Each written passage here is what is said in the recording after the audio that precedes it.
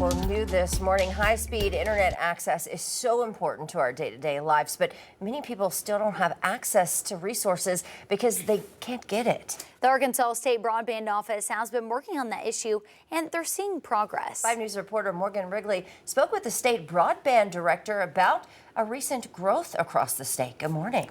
Good morning, Tiffany and Joe. After focused efforts from the state on connecting more households, a recent study shows from 2021 to now, Arkansas had the greatest gains in broadband access in the nation, with Benton County being the fastest growing county.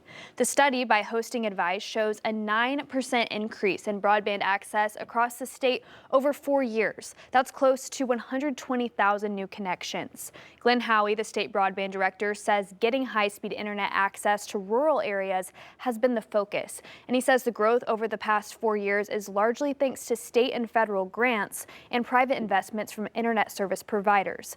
But with 78,500 locations in the state still without broadband access, the work is far from over. We try to keep sight of our mission every day. And that is helping, the grandmother who's down in Hope, who needs to see her cancer specialist via telehealth services now. It's a rice farmer over in Stuttgart who needs to increase his crop yields utilizing advanced precision ag technology.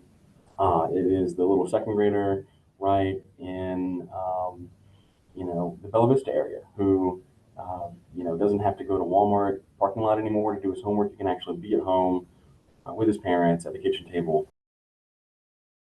Now, are any of those grants being used to help families get access to high-speed internet? Yeah, so those grants are to help them get the internet where it's available to these rural areas.